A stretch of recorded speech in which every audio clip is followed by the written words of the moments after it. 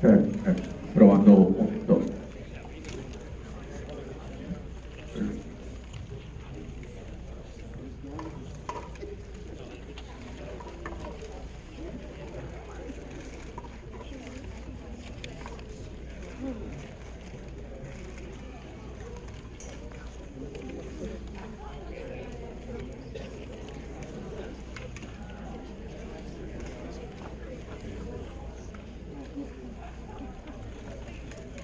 Testing, testing. 1, 2. Hello. Hello. It's a little sensitive.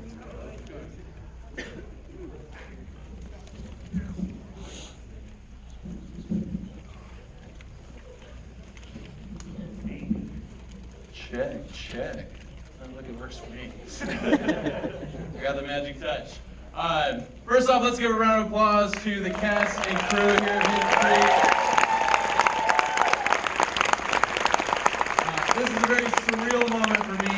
Some of you guys may know, but I am actually the high school teacher for the Arts Multimedia and Entertainment program at Coast Union High School. All right. Julian and Darian were my former students, and I think about 5 or 6 other members of the crew. So I'm just ecstatic to be here, and for them to ask me to host and MC this. So I will make my portion quick so that we can also get to your guys' questions. Am I loud enough down here? Should I use the mic? Should I not? You're in the mic? All right, sounds good. Try this one. Shit. We'll put the subtitles up on the screen. All right, I'm just gonna project really loud. Use my teacher voice. There we go. Great. So first off, I just want to introduce our members here. So down at the end we have Abby Renner.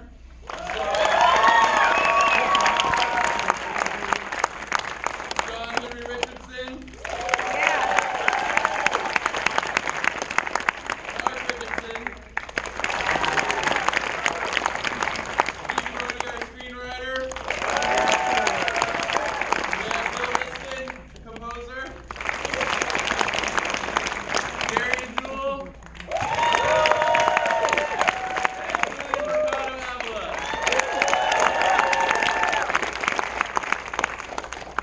So congratulations to the team for an amazing project. We're going to start with Steve.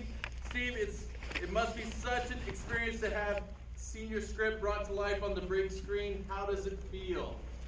Well, as a writer, you want to see your words put on the screen, but I never thought it'd be this big. A couple of shout outs. Many of you heard that music. Can you hear me okay? No, I'll talk louder. Maybe I'll use the mic. Let's see. it's not Just working. shout louder. Besides Bill over here, who did this amazing music, one of the hearts of this movie was Junie Fisher, and I wonder if Junie could stand. I don't know where you are.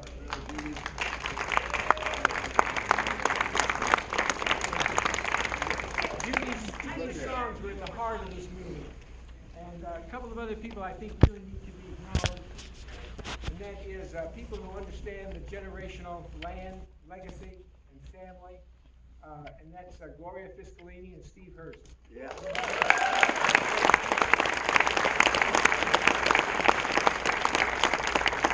Of course, they're amazing actors. I mean, did they knock it out of the park or what?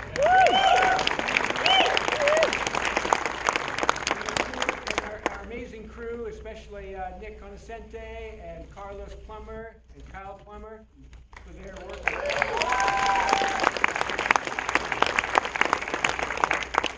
And finally, to our community, I'd like everybody who participated as an extra or as a site provider to stand, please. And we'll just get a sense of how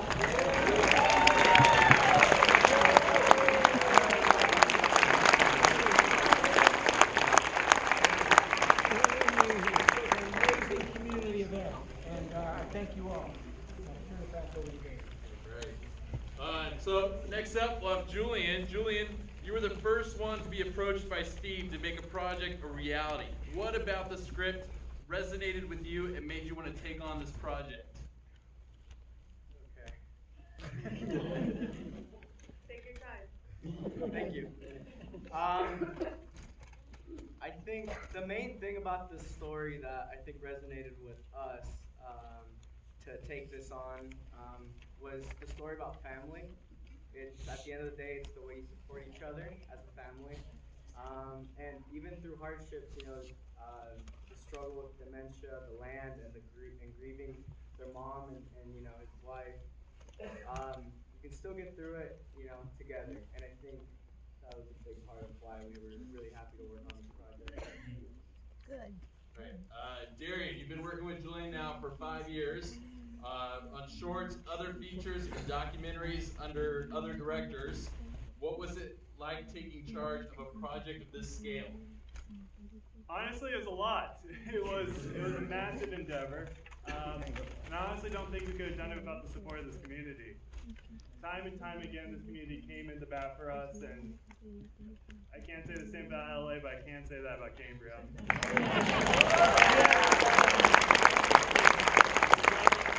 One more round of applause for our crew. Yep. Yeah!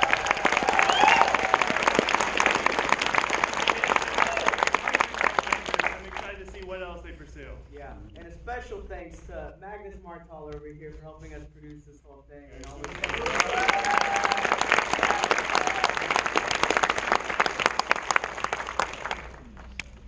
All right, Abby, this is your first project at this scale. In fact, your first project ever. How does it feel to go into acting class straight into an indie feature?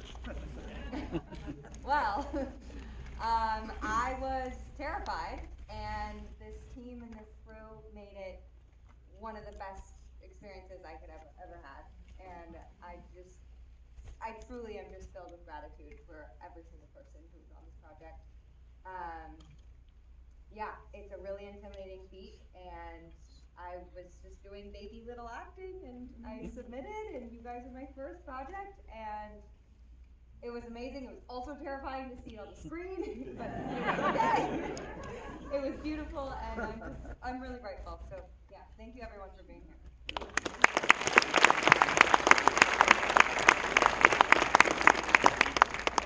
Now, Mark, the character of Hal is so different from your real-world personality.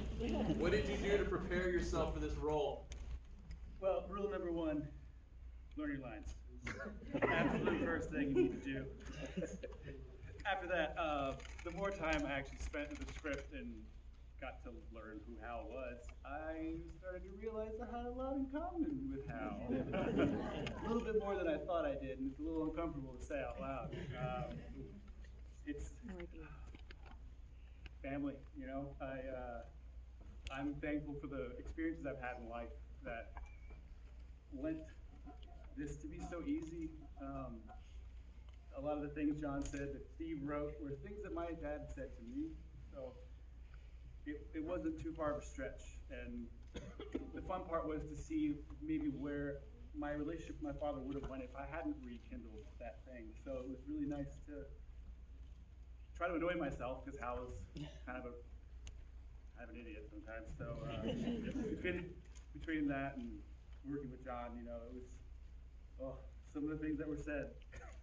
I've heard it before. If the hills remain, but I may go. My dad always said, "Well, man, I might not be here tomorrow." And I'm like, I know I've heard him say that a lot. But yeah, it's life.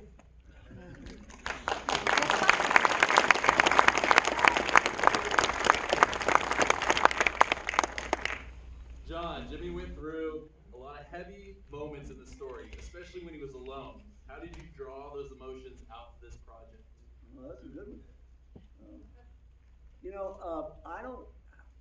I'm going to guess that all of you have felt a lot of the emotions he's felt in the movie. That a lot of them are common emotions. And maybe not the circumstances, but the emotional content of it. And, you got to give yourself up to it, It's interesting. A lot of actors will break down themselves, and someone like Daniel Day-Lewis, he will literally become that character. But sometimes in doing so, you lose the genuine personality of the person doing it. So to me, it's more important to bring the character to you. So 90% of whoever you're playing is you, but with a 10% shift. And that's how I connected to it more than anything else. It's all humanity. There's just so much humanity in there. It was heartbreaking doing it. While we were doing it, we would oftentimes just cry. Because it just elicits that emotion. And we were in the emotion business, actors. You know, that's it. You know, you go to a shoe store, what do they have in the back? Shoes. Go to an actor, what do we have in the back? Lots of emotion. Lots of choices, you know. And so it was really you know, for an actor, you can't get a better opportunity than this. The reason, if you like it, that it worked is because of the youth, the energy of the youth. I like nothing better than working with young filmmakers because they still got so much heart and no cynicism. Cynicism doesn't belong in this business. God knows there's enough ego, and I bring a little. But these guys, if this film was in the hands of anyone else, it wouldn't have been this film. And you gotta remember, that's our future. That's our future.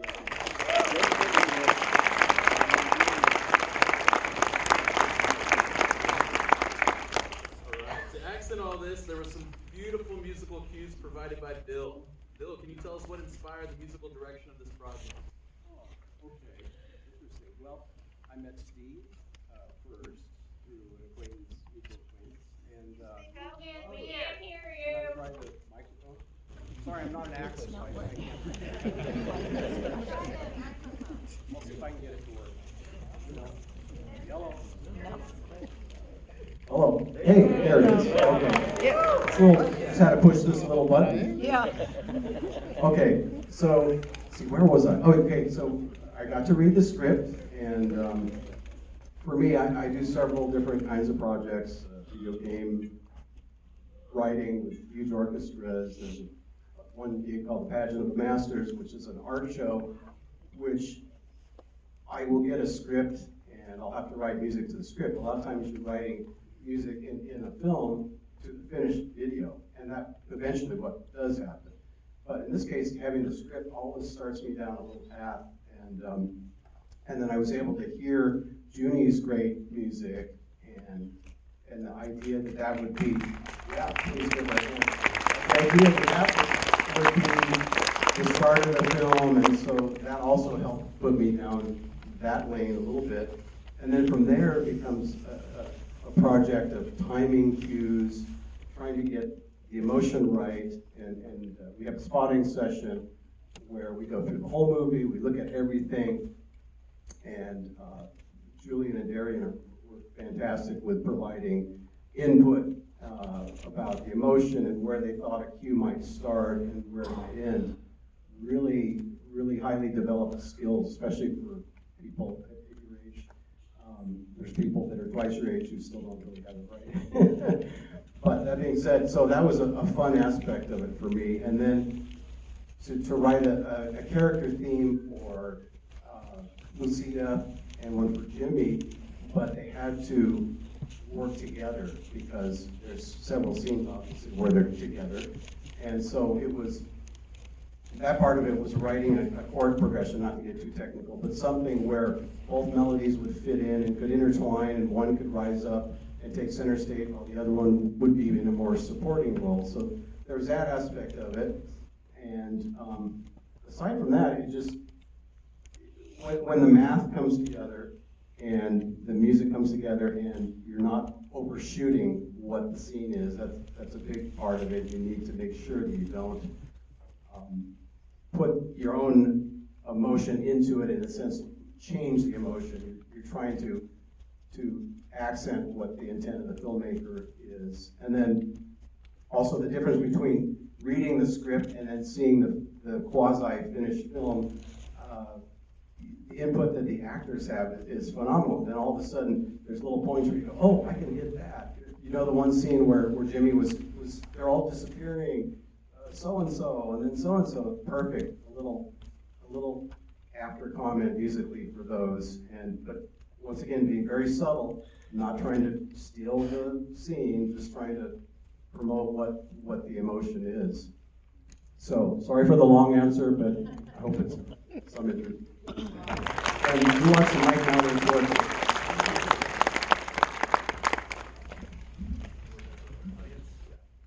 All right. I think at this point, we're going to take questions from the audience, since our event coordinator is going to come around with a mic. Have we checked that out? Good? Okay. Anyone have a question? Raise your hand if you have a question. We'll bring a mic to you. When's the Hollywood premiere? Great question.